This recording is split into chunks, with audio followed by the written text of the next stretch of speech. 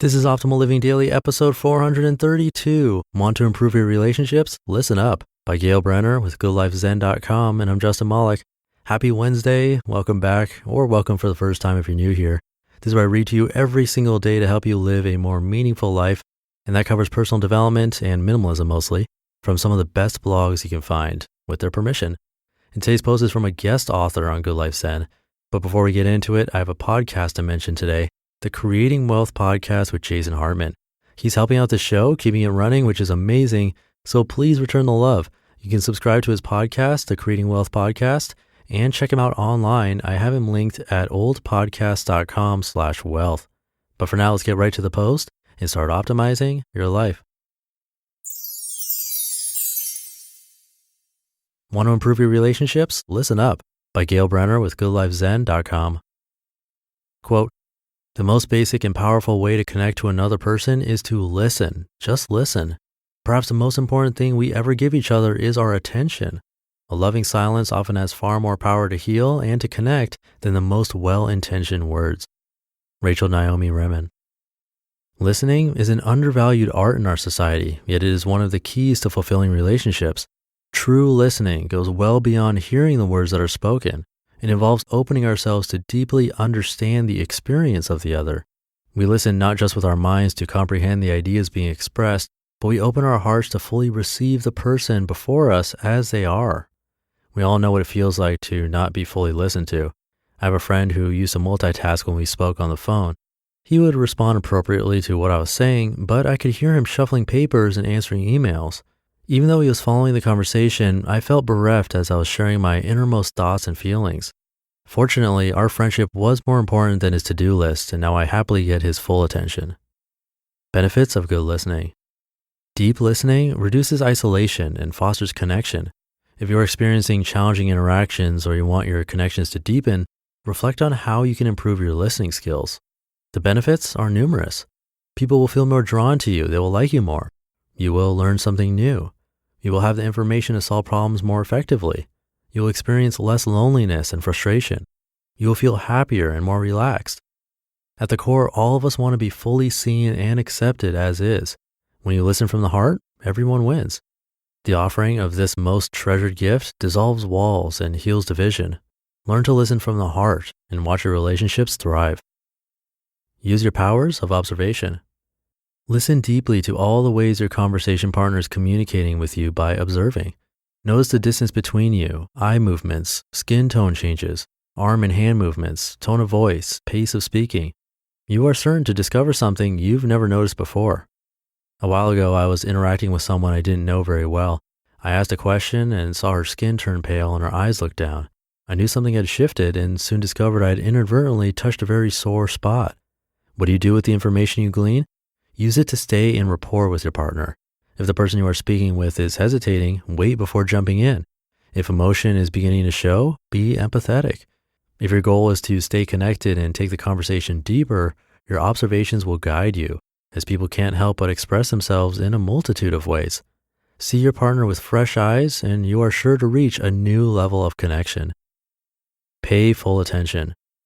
Research shows that we speak at a rate of about 125 words per minute, yet we have the capacity to listen to approximately 400 words per minute. This leaves 275 words per minute of extra space in our minds when someone else is talking. What do we do with that space? We fill it up with extraneous thoughts. Paying attention is the cardinal rule for good listening. Hear the words and let their meaning in. If your mind wanders, simply refocus your attention. Ask questions to find out what really matters to the person you are speaking with. How are you showing up? Deep listening happens only when you are open and receptive. If you begin the conversation with an agenda, you are not going to be available to fully hear what the other person is saying. At the proper time, you will have the opportunity to express yourself, but when you are listening, be empty. Put yourself aside so you're hearing directly rather than through your own filters. Resist the temptation to jump to conclusions or assume you know what the person is going to say. Clear your mind of expectations and lovingly open your heart to the unknown. Read between the lines. Nonviolent communication is a beautifully articulated process that facilitates peaceful interactions. It focuses on listening for the other's feelings and needs.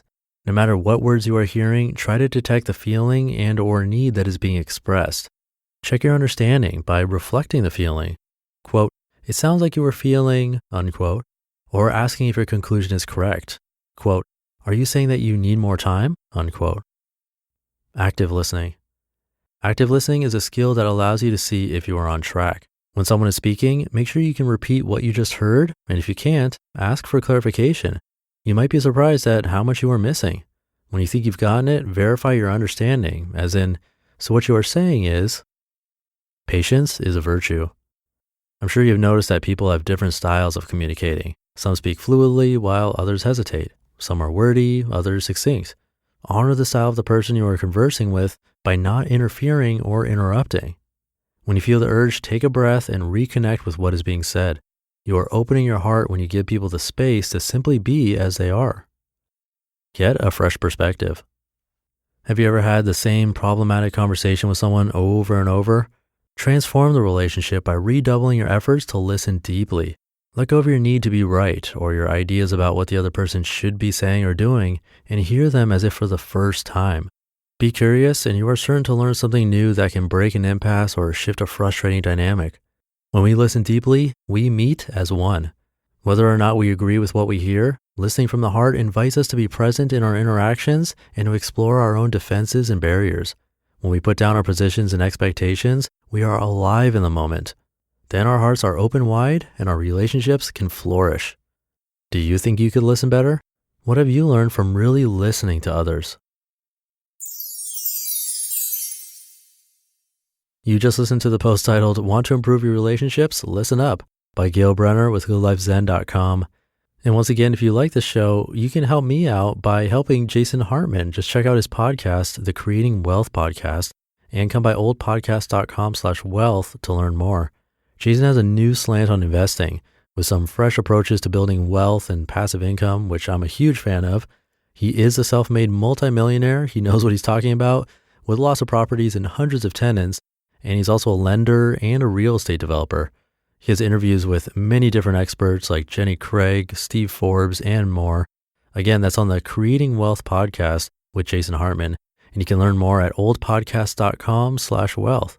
Showing him some love will help keep this podcast going, and he's a friend of the show, so please check him out.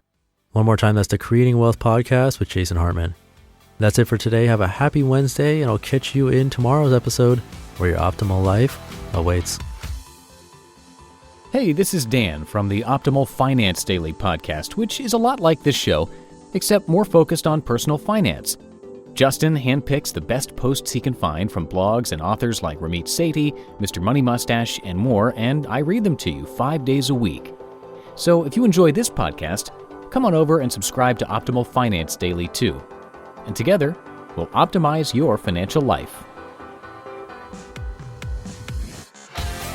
You've been listening to Optimal Living Daily. Be sure to hit the subscribe button to stay up to date on each new episode and head to oldpodcast.com. That's OLDpodcast.com for a free gift as well as more actionable tips and resources to help you maximize your potential. Thanks for joining us, and remember, your optimal life awaits.